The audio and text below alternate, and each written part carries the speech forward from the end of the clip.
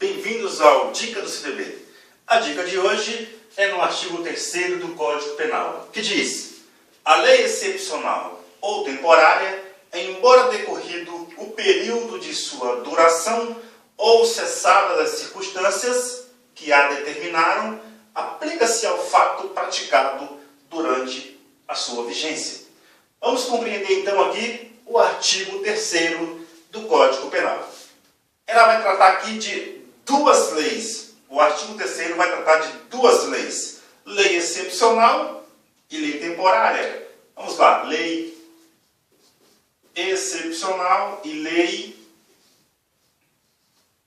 temporária. Vamos entender então quando é que uma é feita e quando a outra também tem que ser, os motivos que justificam tem que ser importante para que possamos diferenciar uma da outra. A lei excepcional, ela vai ser criada em situações atípicas. Por exemplo, guerra, calamidade,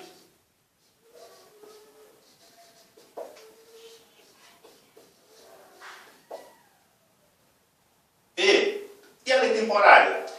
A lei temporária, ela vai ser criada em situações que é possível prever o início e o fim do fato ou do motivo que justifique a criação da lei temporária. Daí eu posso prever, por exemplo, o início da lei 10/9/2016.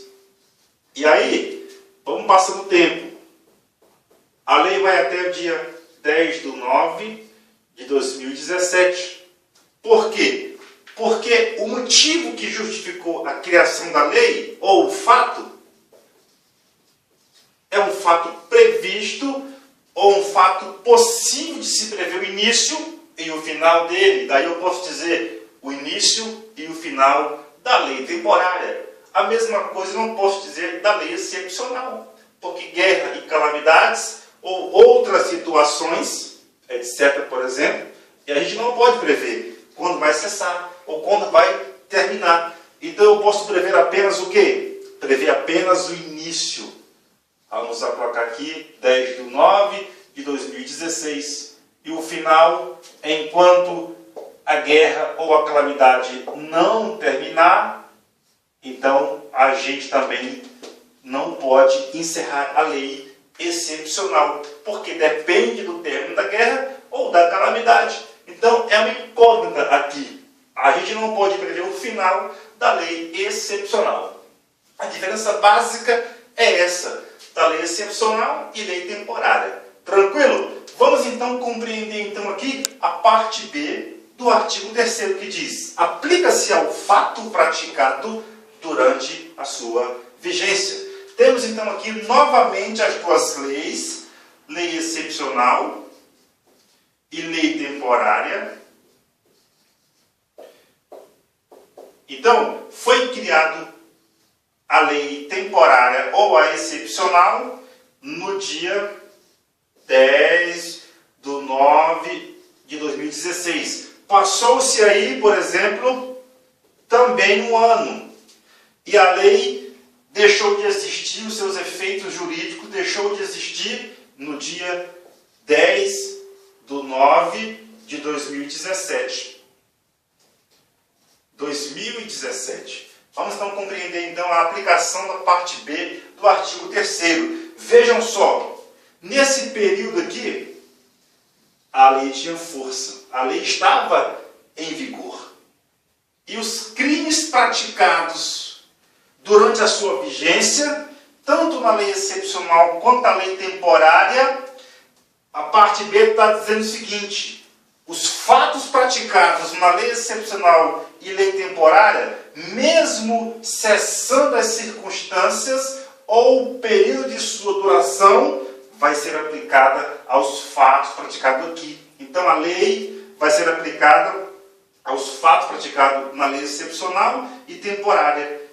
E aqui, vamos imaginar que tanto aqui como aqui ocorreu crimes diversos, por exemplo, na vigência da lei, mas esses crimes vão ser julgados aqui, dia 10/9/2018, agora, um ano após a cessação da eficácia jurídica de uma das leis. Mesmo assim, a lei não estando mais em vigor, vai ser aplicada lá no futuro, para frente, na modalidade tanto faz lei excepcional ou temporária. Daí, nós chamamos isso, a doutrina, melhor dizendo, denomina este acontecimento como ultratividade, vou corrigir aqui melhor,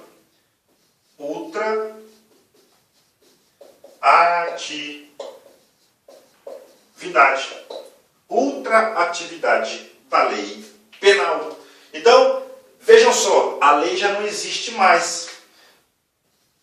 Ela cessou aqui, o seu poder, a sua força normativa cessou em 10/9/2017, mas aí, por exemplo, o julgamento vai ser feito em 10/9/2018, mas a lei que regeu esse período vai se aplicar lá.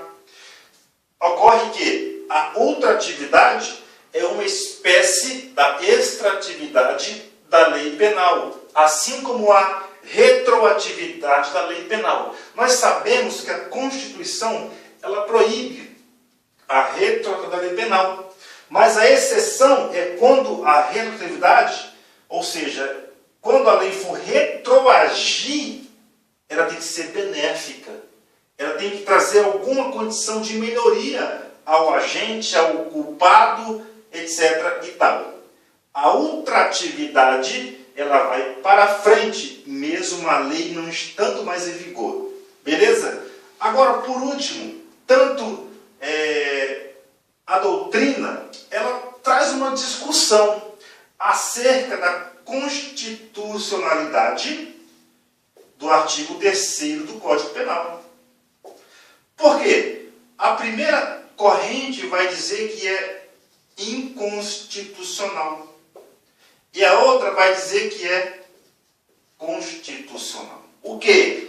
O artigo 3º. Por quê? Porque a uma corrente vai entender que a ultratividade está ferindo o princípio da retroatividade da lei penal. Existe essa corrente que defende que esse artigo é inconstitucional. Por quê? Porque está ferindo a retroatividade da lei penal para prejudicar aqui alguém que cometeu um crime nessas duas situações. Mas existe também a outra corrente que vai defender que o artigo 3º é constitucional e que não está ferindo o princípio da retroatividade da lei penal. Então, o entendimento até então é que a ultratividade aplicada no artigo 3º é constitucional porque não vai ferir o princípio da retroatividade da lei penal. Então, esse é o esboço do artigo 3º do Código Penal brasileiro. Nós tratamos aqui acerca da lei excepcional, da lei temporária, as circunstâncias que levam à criação tanto de uma como da outra. Tratamos também aqui acerca da ultratividade da lei penal e mencionamos também a retroatividade da lei penal. E fechamos aqui com a discussão doutrinária acerca da eficácia da ultratividade da lei penal. E chegamos à conclusão que este princípio aqui respeitou a Constituição Federal. Portanto, o artigo 3º do Código Penal brasileiro está em pleno vigor e respeitando a Carta Superior ou a Constituição Federal de 88. Nesse sentido, eu agradeço a você, que você possa também clicar aí, deixar o seu comentário e participar da nossa aula, trazendo também dicas, algo que possa enriquecer os nossos estudos, ou os nossos estudos, melhor dizendo. o meu forte abraço para você de Goiânia, para você de Imperatriz do Maranhão, para você da Ceilândia, para você aonde quer que você esteja, que você possa aproveitar a nossa aula aqui no YouTube. Forte abraço, até a próxima.